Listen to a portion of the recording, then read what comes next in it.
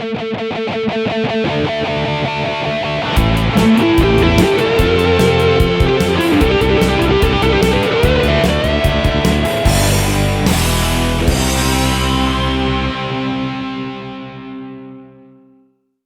welcome to a new episode of Geek Lunch Me. I'm your host Chris, as usual, and in this episode I thought we would take a look at this graphic novel that I recently picked up, Avatar: The High Ground. Now what's interesting about this is it's based on an original screenplay by James Cameron, which was to be the original Avatar sequel. And then somewhere along the line, after writing it, he decided no, he was going to go in a different direction, and we ended up with The Way of Water. And then he decided that because it still fits in with the continuity of the movies, he gave it to his publishers, and it was done as a graphic novel.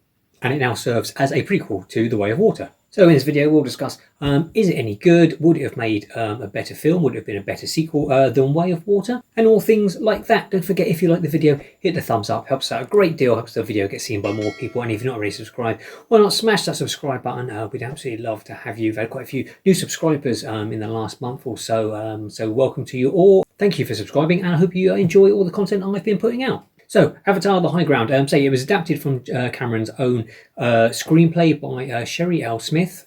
And initially, it was released by Dark Horse Comics as 3 separate hardcover graphic novel installments at the end of 2022.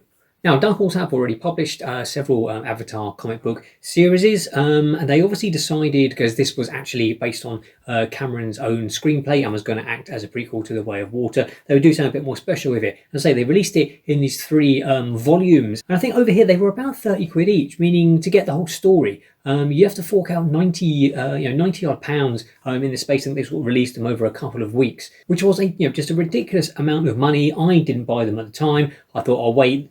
They're bound to come down in price. And sure enough, a couple of months ago, they released them all in the 1 volume of the library edition, they call it. It's a really nice hardback edition, covered by Doug Wheatley, absolutely fantastic artist. And the best thing was, when they released this, it was about £45 on Amazon, which still was quite expensive. But then very shortly, £18 I paid for this on Amazon. They reduced the price really quickly. And at that price, I'd definitely say it's a bit of a bargain. The original retail price, absolutely ridiculous. Don't know where they got that figure from.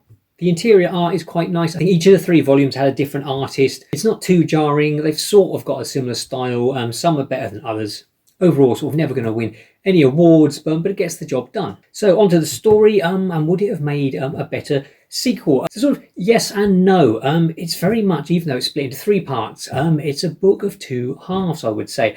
The first half is something completely different we've not seen before. Whereas The Way of Water picks up the story sort of years later with Jake and Neytiri and their family, and the humans have already come back to Pandora and have already sort of started colonizing it again. In Avatar: The High Ground, we see the humans come back to Pandora for the first time. And what happens is Jake has anticipated this moment and has trained a bunch of Na'vi to go up into space, basically. So it's something completely different than what we've not seen before. They go up on a shuttle wearing spacesuits.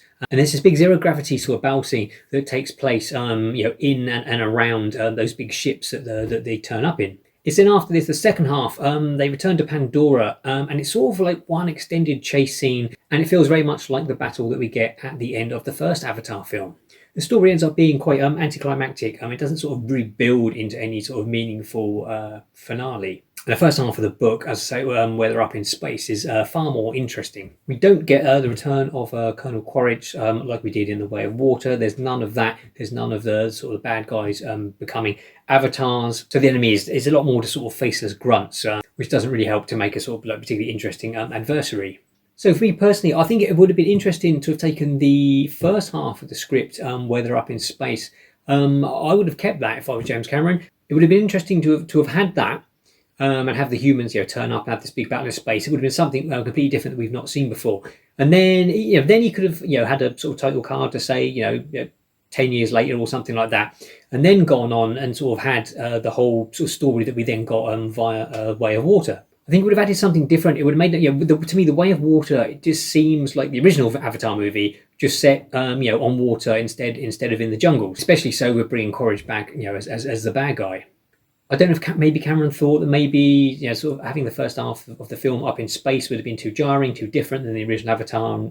Audiences might not have gone for it. I don't really know. But personally, I think it would have been some fantastic visuals at the very least, and say would have just made the sequel feel a bit different rather than just a rehash of the first movie. Say the second half, sort of back on Pandora, I can see why he didn't go with that. I say it's very similar to the first film, and at least with the sequel we got, having it all out at sea at least makes it visually different than what we got originally. So yeah, Avatar: The High Ground. It's an interesting read. It's interesting to see a version of a film that we will never ever see get made.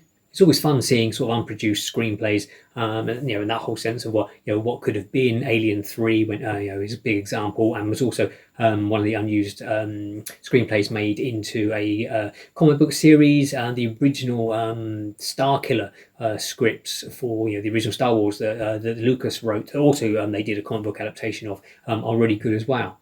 So yeah, I'm all for taking these unproduced screenplays. If we're never going to see them on the big screen, having them in comic book form is a pretty good alternative.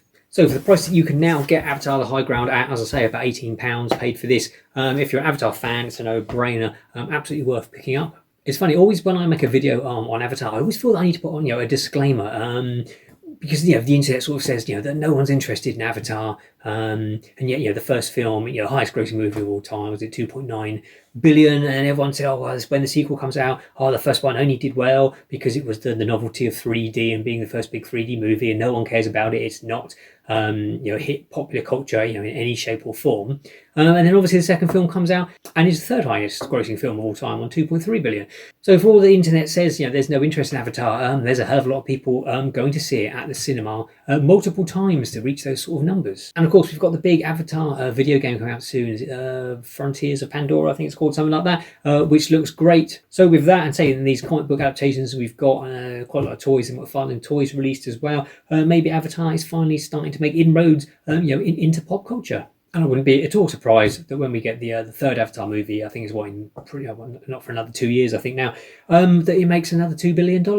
Thank you for watching the video. Have you read Avatar: The High Ground? If so, why not drop a comment below, let me know what you think about it. Are you an Avatar lover or indeed hater? Let me know in the comments below. So take care, until next time, eat, geek and be merry.